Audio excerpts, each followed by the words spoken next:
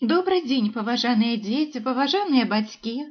Сёння мы з вами пазнаёмімся з аповесцю Максіма Гарэцкага «Роднае карэнне» з 3 і 4 часткамі. Максім Гарэцкі «Роднае карэнне», 3 частка.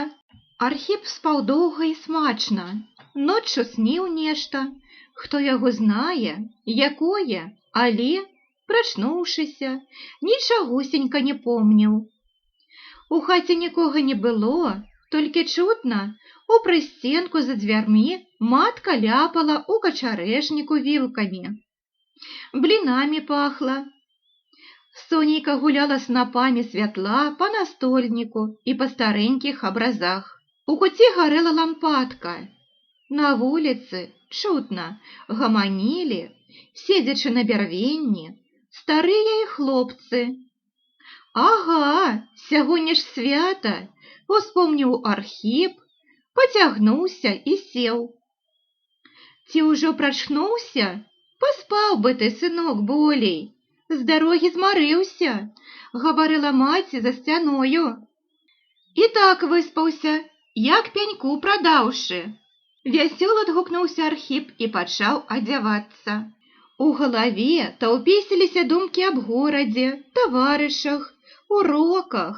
К ім падбаўлялася дзіваванне, што за зданнё ўчора было і якая чартаўня завялася ў новай хаце.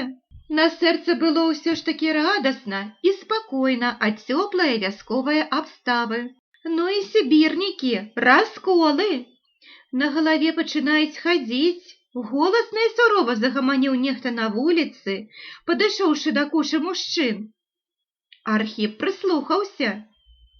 «А што, чаго ты?» – запыталіся ў Сердзюка. «А што ж, ну ці можа гэта быць?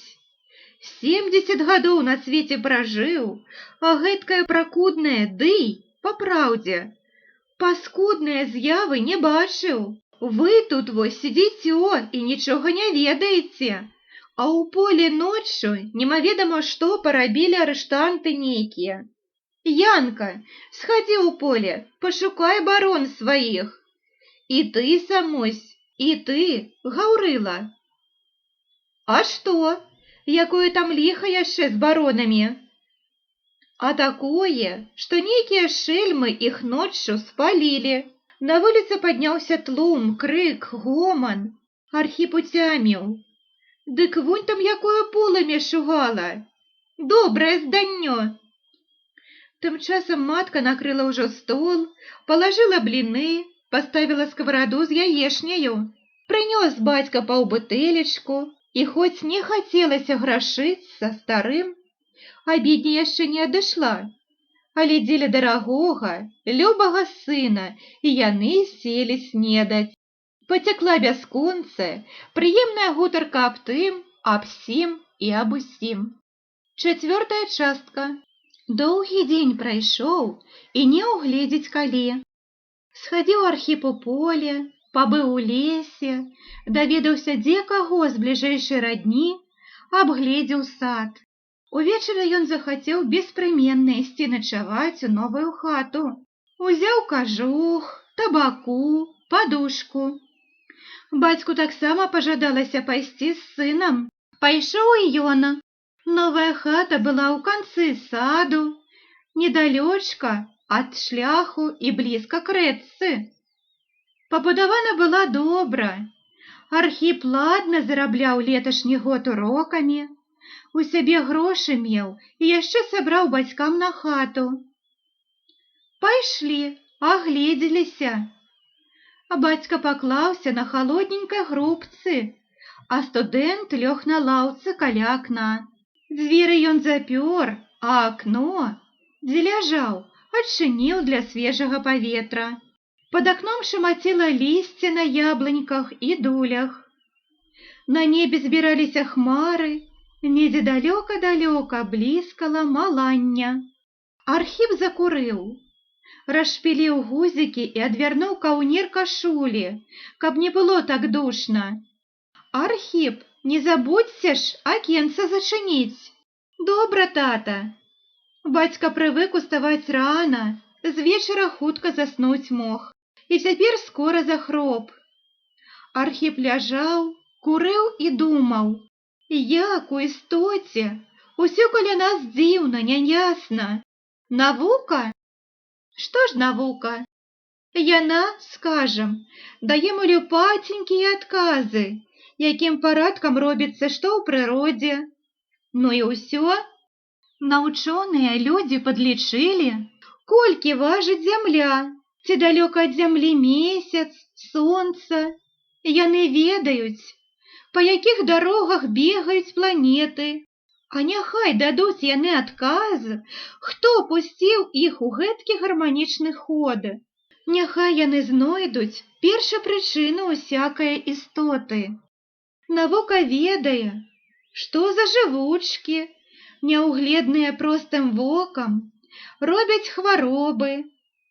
Яна ведае, што ўжываюць клетачкі, з которых складаюцца людзі, жывёлы, расліны. Але што ж?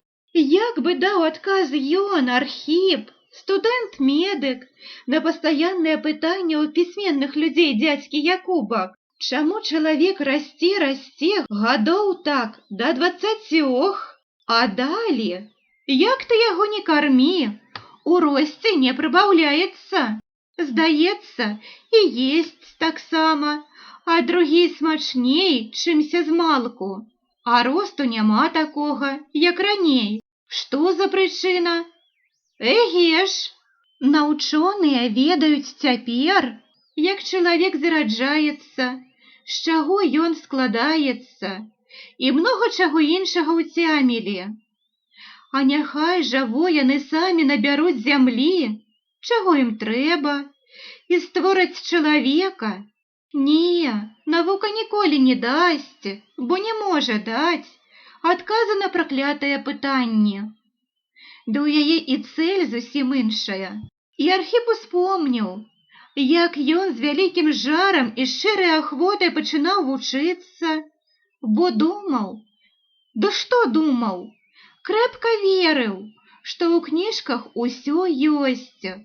Кніжкі ўсё раскажуць. Не толькі як яно, але і адкуль яно. І вось ён укусіў ад кніжнае мудрасці. Па праўдзе, знайшоў такія і гэткія адказы, але ж, Божа, пэўнасці аніякай няма. Хто даў гэтыя адказы? Тыя ж людзі. Ого! Бог адзін, а вер колькі на зямельцы Божай. Архіпу было сумна і неяк трывожна. Мы не ведаем, што будзе пасля нашай смертухны, а на гэтым свеце на ўсе адгадкі знайсці не можна. Шукай, не шукай. І шчасліў той, хто мірыцца лёгка з гэткім будаваннем жыцця, або хто бадай што не думае аб гэтых шалёных пытаннях, ці ў беганні за кавалкам хлеба забывае аб іх. Шчасліў ён. І гора, вялікае гора таму, хто захоча хоць на адзін момант адным вокам зірнуць на той бок заслоны. Яму адзін шлях к разгадцы, шлях страшны і, галоўнае, няпэўны. Няпэўны шлях. І гэты шлях – смерць. Закурыў другую папяроску. І то яшчэ дзіва. Няхай бы людзі далікатныя, чуткія, не запрацаваныя ад цяжкае працы. Няхай бы яны гібелі ад гэткай мукі. Дык не, дык жа народ просты. Народ, которага лаюць цёмным. Чаго ён, гэта шэры, аднатонны народ, па глухіх кутках, у лясах сваіх, сярод балот і пнёў. Чаму ён мучыўся і мучыцца ад той жа болькі? Архіп зачыніў акно. Яго пачынаў ужо марыць сон. А ўсё думалася. Нічога не ведаем, не ведалі і ведаць не будзем. Сэрца пачне біцца дужэй і сціхне, а нешта чорнае, вялікае стане перад вачамі. Нейкія ўзоры мітусяцца, і так добра, ладна ляжаць. навука, чэрці, зданнё. Нічога не ведаем. Бог, чэрці, душы. Не ведаем. І Архіп заснуў. І на дварэ глуха грукатаў гром, і бліскала, той глядзі, малання. Збіралася бура, яблынькі галлём, шу-шу-шу, ціхенька шумелі.